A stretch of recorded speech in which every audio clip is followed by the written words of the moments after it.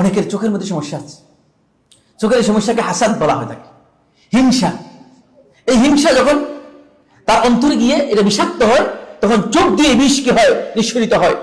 এই বিষ চোখ দিয়ে নিঃসরিত হয়ে এক পর্যায়ে গিয়ে চোখ আপনার ওই নিয়ামতের উপর পড়ে যায়, আপনার নিয়ামতটা দূর হয়ে যায়, ক্ষতিগ্রস্ত হয়ে যায়। শেখুল ইসলাম ইবনে তাইমিয়া রাহমাতুল্লাহ তিনি বলেন, দোয়া এবং ইবাদত এই আসমানের নিচে জমিনের উপরে আল্লাহ তাআলার যত নিয়ামত আছে, এই সবগুলো নিয়ামতের মধ্যে শ্রেষ্ঠ নিয়ামত। এটা আমরা হয়তো অনেকে জানি না, বুঝতে পেরেছি? আমরা মনে করি থাকি যে যদি 1 কোটি টাকার মালিক হয়ে যেতাম অনেক বড় নিয়ামত, 2-3টা গাড়ি হয়ে যেত, অথবা একটা বাড়ি হয়ে যেত, অনেক বড় নিয়ামত পেয়ে গেছি। না, আল্লাহ রাব্বুল আলামিনের কাছে সবচেয়ে বড় নিয়ামত হচ্ছে আল্লাহ তাআলা কোন বান্দাকে যদি আল্লাহ রাব্বুল আলামিনের দোয়া করার তৌফিক দিয়ে থাকে, এটা সবচেয়ে বড় নিয়ামত। যদি ইবাদত করার তৌফিক দিয়ে থাকে, এটা সবচেয়ে বড় নিয়ামত। এই জন্য ইউসুফ আলাইহিস সালাম যখন কঠিন কঠিন সমস্যার মধ্যে পড়ে গিয়েছেন, তখন ইউসুফ কিন্তু আল্লাহ রাব্বুল আলামিনের কাছে মানে এমন কথা বলেন নাই যে আল্লাহ মানে আমাকে কষ্টের মধ্যে আছে, সেটাকে কষ্ট মনে করেন, সাধারণ মনে করেছেন। কিন্তু যখন ইউসুফকে দায়িত্ব দেওয়া হলো ক্ষমতা, তখন ইউসুফ ভয় পেয়ে গিয়েছেন। কারণ এটা কঠিন জিনিস, ভয়ঙ্কর জিনিস, সেখানে ভয় পেয়ে গেছেন। বলে আল্লাহ রাব্বুল আলামিন যেহেতু এই নিয়ামত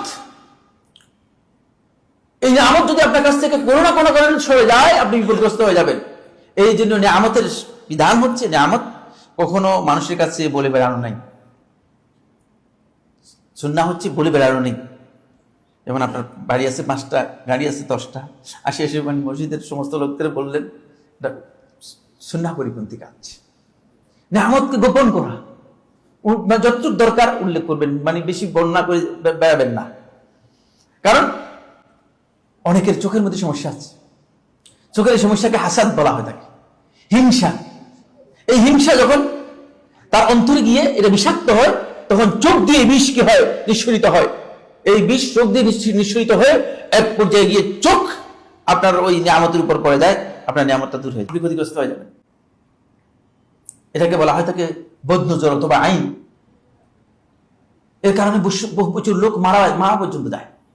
এই জন্য এই কাজ থেকে বাঁচার জন্য আপনি এই নিয়ামত যে আল্লাহ রাব্বুল আলামিন, আপনি যখন বলবেন যে আপনি দোয়া করেছেন, আল্লাহ তাআলা দোয়াটা কবুল করেছেন, তখন একজন লোককে বললেন, আর তার অন্তর মধ্যে হিংসা থাকার কারণে সে এমন ভাবে আপনার প্রতি দেখালো, আর দোয়া করলে দোয়া কবুল হবে না, আমারটুকু আপনার কাছ থেকে জায়েল হয়ে গেছে, সরে গেছে। ফলে এই দলিল কি, অনেক দলিল আছে, সময় নেই, সেজন্য আর বলতে পারছি না। ইউসুফ আলাইহিস সালামকে যখন ইউসুফ আলাইহিস সালাম স্বপ্নে দেখলেন, তখন স্বপ্নের কথা এসে ইয়াকুব আলাইহিস সালামকে বললেন, বলে যে আমি এই স্বপ্ন দেখেছি। তখন ইউসুফ আলাইহিস সালাম বুঝতে পারলেন স্বপ্নের অর্থ কি। ইউসুফ আলাইহিস সালামকে বললেন, লা তাকসুস রুইয়াকা আলা ইখওয়াতিক, তোমার এই স্বপ্নের ঘটনা তোমার ভাইদের কাছে বলো না, ফায়াকিদু লাকা কাইদান, তাহলে তোমার বিরুদ্ধে ষড়যন্ত্র করতে পারে। ঘটনা তাই হয়েছে। তো আপনারা জানেন, সূরা ইউসুফ পড়লে আপনারা পেয়ে যাবেন বিস্তারিত।